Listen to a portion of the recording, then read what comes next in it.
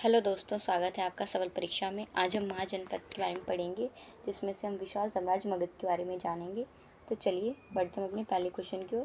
पहला क्वेश्चन है हमारा, अंगुत्तर निकाय में कितने महाजनपद बताए गए हैं। ऑप्शन ए है 16, ऑप्शन बी है 14, ऑप्शन सी है 22, ऑप्शन डी है 24। तो अंगुत्तर निकाय में कुल 16 महाजनपद बताए गए हैं। चलिए जानते हैं हम महाजनपद के बारे में थोड़ा सा। अंगुत्तर निकाय जो है एक बौद्ध ग्रंथ है जिसमें 16 महाजनपद बताए गए हैं, और भगवती सूत्र एक जैन ग्रंथ है जिसमें भी 16 महाजनपद बताए गए हैं। अष्टाध्यायी जो है एक पाणिनि द्वारा रचित है ये, और इसमें 22 महाजनपद बताए हैं। दोस्तों, जो 14 महाजनपद थे वो राजतंत्र थे, और 2 महाजनपद में गणतंत्र था, जिसमें से मल और वज्जी हैं ये। और वज्जी दुनिया का प्रथम गणतंत्र राज्य था जिसकी राजधानी वैशाली थी, जहाँ पर लिच्छवियों का शासन था। इनमें से 16 महाजनपदों में से सबसे शक्तिशाली जो साम्राज्य था वो था मगध साम्राज्य, जिसका वर्णन हमें अथर्ववेद में मिलता है। मगध पर जो शासन है वो कई वंशों का रहा है, जैसे हर्यक वंश, शिशुनाग वंश और नंद वंश, मौर्य वंश, इन सब का मगध पर शासन रहा है। नेक्स्ट क्वेश्चन है हमारा, हर्यक वंश का संस्थापक कौन है। ऑप्शन ए है बिंबिसार, ऑप्शन बी है बिंदुसार, ऑप्शन सी है शिशुनाग, ऑप्शन डी है नागदशक।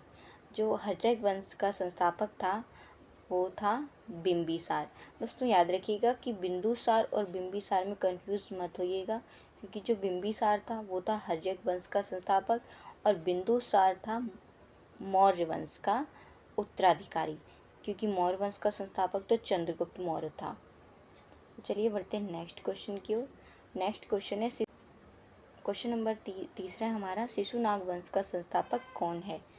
ऑप्शन ए है नागदशक, ऑप्शन बी है वासुदेव, ऑप्शन सी है महापद्मानंद, ऑप्शन डी है नंदीवर्धन। तो दोस्तों, शिशुनाग वंश का जो संस्थापक था वो था नागदशक, जिसने हर्यक वंश के अंतिम शासक की हत्या की थी, और उसके बाद वो राजगद्दी पर बैठा।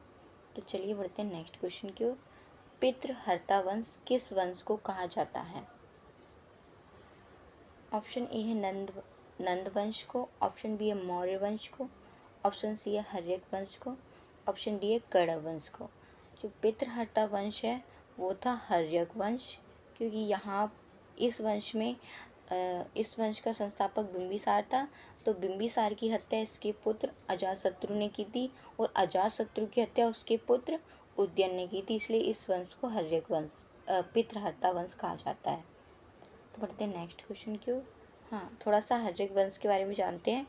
ये 544 बीसी से लेकर 412 बीसी तक रहा, और इसमें बिंबिसार ने इसकी स्थापना की थी, और इसने साम्राज्य विस्तार के लिए वैवाहिक नीति अपनाई थी। ये बौद्ध धर्म का अनुयायी था, और अपनी पत्नी चेलना के कहने पर इसने बाद में जैन धर्म को अपनाया था। इसकी राजधानी राजगृह थी, और इसकी हत्या पुत्र अजातशत्रु ने कर दी थी। तो इसीलिए अजातशत्रु को कुणिक और पितृहंता भी कहा जाता है। अजातशत्रु की जो माता का नाम था वो महाकौशला था, और इसने काशी के लिए प्रसेनजित युद्ध किया था, जो महाकौशला के भाई थे। और इसके बाद प्रसेनजित ने हार के बाद अपनी पुत्री का विवाह अजातशत्रु से करवा दिया था। इसकी पुत्री का नाम बाजिश था, और ये भी दोस्तों जैन धर्म का ही अनुयायी था, अजातशत्रु भी। और इसकी हत्या इसके पुत्र उदयन ने कर दी थी, इसीलिए इस हर्यक वंश को पितृहर्ता वंश कहा जाता है। शिशुनाग वंश जो है वो 412 बीसी से लेके 394 बीसी तक था, और इसका संस्थापक जो है वो शिशुनाग था, और इसकी राजधानी वैशाली थी, जो बिहार में है दोस्तों। और इसका उत्तराधिकारी जो था वो कालाशोक था, और इसने अपनी राजधानी पाटलिपुत्र को बनाया था। और इसका अंतिम शासक था नंदीवर्धन, जिसकी हत्या महापद्मानंद ने की थी, और उसके बाद उसने नंद वंश की स्थापना की। और नंद वंश का जो अंतिम शासक था वो धनानंद था दोस्तों। नेक्स्ट क्वेश्चन है, सैंड्रोकोटिस के रूप में पहचान किसकी की जाती है। ऑप्शन ए है धनानंद, ऑप्शन बी है चंद्रगुप्त मौर्य, ऑप्शन सी है अशोक, ऑप्शन डी है बिंबिसार। तो जो सैंड्रोकोटस के रूप में जिसकी पहचान की जाती है वो है चंद्रगुप्त मौर्य।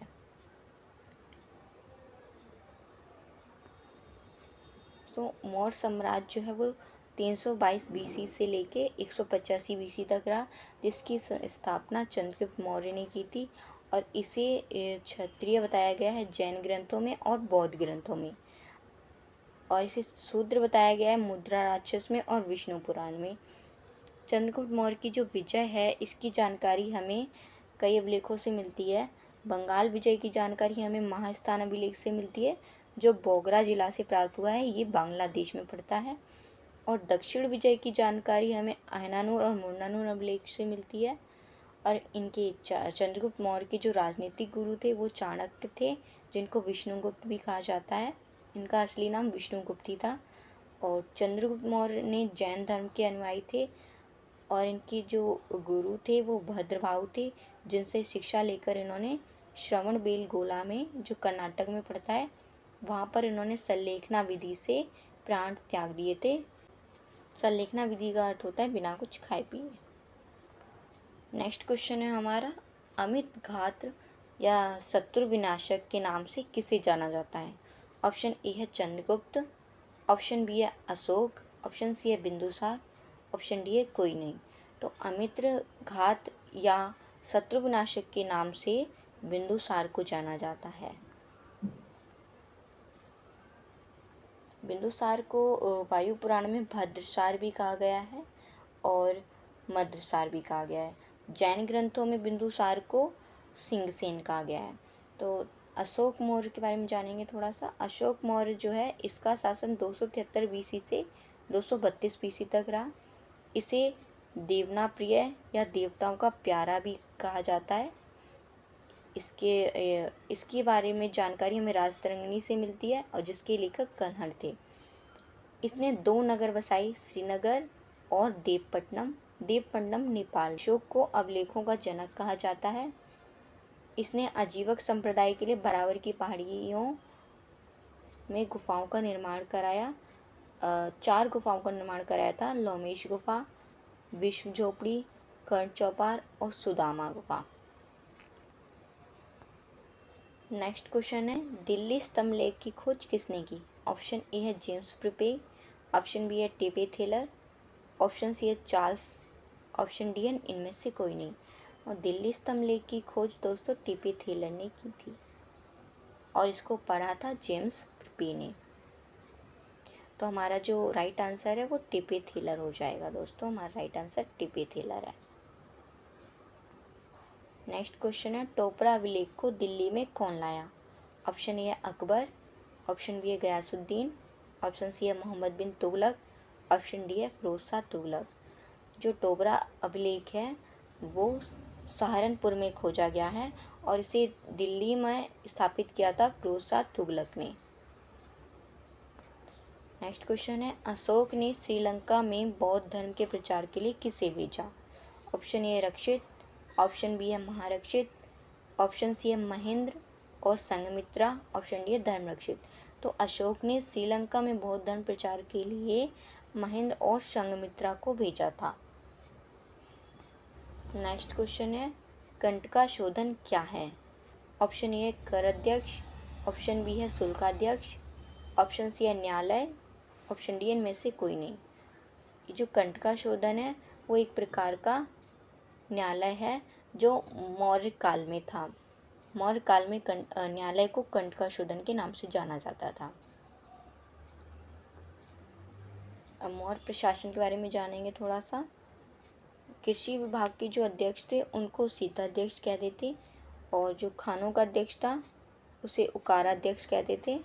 और मुद्रा विभाग का अध्यक्ष लक्ष्मणाध्यक्ष कहलाता था। व्यापार कर का अध्यक्ष शुल्काध्यक्ष कहलाता था, और पासपोर्ट विभाग का अध्यक्ष मुद्राध्यक्ष कहलाता था। यहाँ ध्यान रखिएगा कि जो पासपोर्ट विभाग का अध्यक्ष है वो मुद्राध्यक्ष है, और मुद्रा विभाग का अध्यक्ष लक्षणाध्यक्ष है। तो ये पासपोर्ट विभाग के मुद्राध्यक्ष में और मुद्रा विभाग के अध्यक्ष में कन्फ्यूज़न नहीं हो, ये चीज़ ध्यान रखना। व्यापारिक मार्गों का अध्यक्ष संस्थाध्यक्ष कहलाता था। और कलिंग युद्ध 261 बीसी में किया गया था, जिसमें अशोक ने पद्मनाभन को हराया था। और इसके बाद उसने युद्ध नीति का त्याग किया था और बौद्ध धर्म अपना लिया था। तो दोस्तों, आपको मेरी वीडियो कैसी लगी ये कमेंट करके बताइएगा। Thanks for watching. Like, share and subscribe. Thank you.